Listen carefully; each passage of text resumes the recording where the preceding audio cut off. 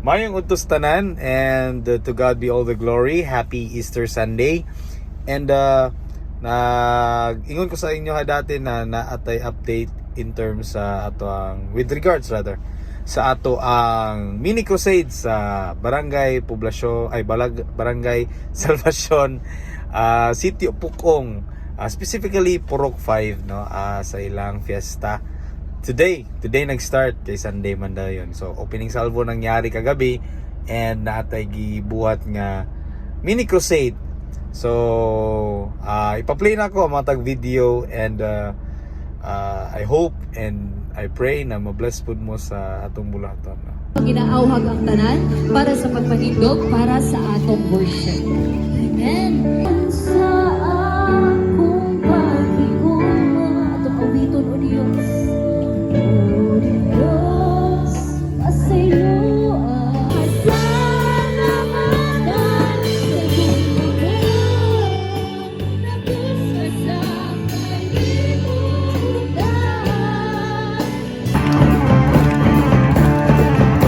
Sayawan ko ikaw, O Ginoo. Sayawan ko ikaw, O Ginoo.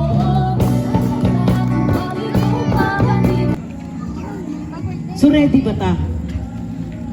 Are we ready? Amen. Ready ta? Tungod kay si Jesus. Ana sa atong kinabuhi. Hallelujah. Gihatag sa Dios, ingon diri sa Hebrews chapter 2 verse 9, Jesus tasted death for every man. Si Jesus nakatilaw kamatayon tungod kanatong tanan.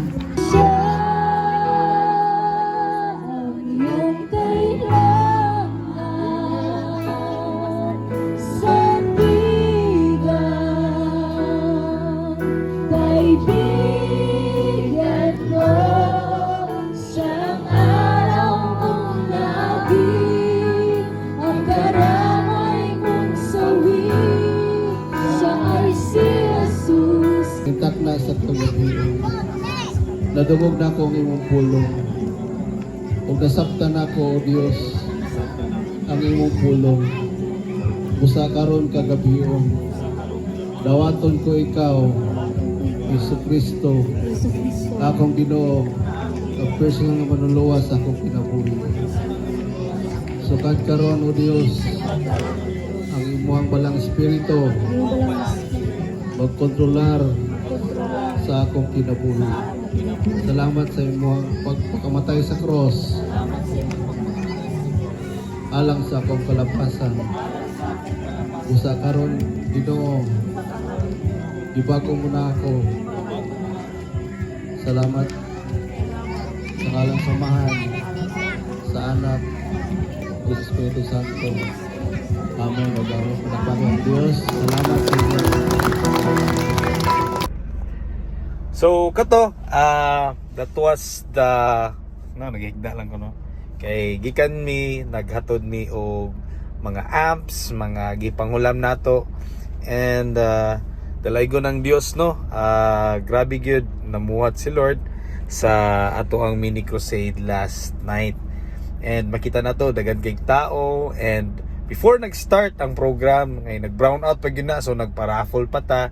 And to God be all the glory. Before ta nag-start og praise and worship, nag-decide me to start the praise and worship even walay kuryente, but still grabe si Lord hatag og favor. Nibalik gyud dayon, wala pa ko naka-intro, nibalik na dayon ang kuryente. So nag full band na dayon mi outi kay mga worship team, no. So kato, salamat usab sa tanan, and I hope, no, kanunay ta nga labi na sa mga fiestas or na mga buluhaton, unahon yun nato si Lord, no. Let the Lord move, let the Lord be acknowledged, labi na sa mga activities, dili lang sa barangay, sa municipal, sa city, but even sa atong kinabuhi, no. Let the Lord be the center, and let God be acknowledged first, because everything is provided by Him, for He is our Jehovah Jireh. So mo na to, maayong adlaw kanatong tanan sa pagkausa. Again, amping kanunay, and God bless.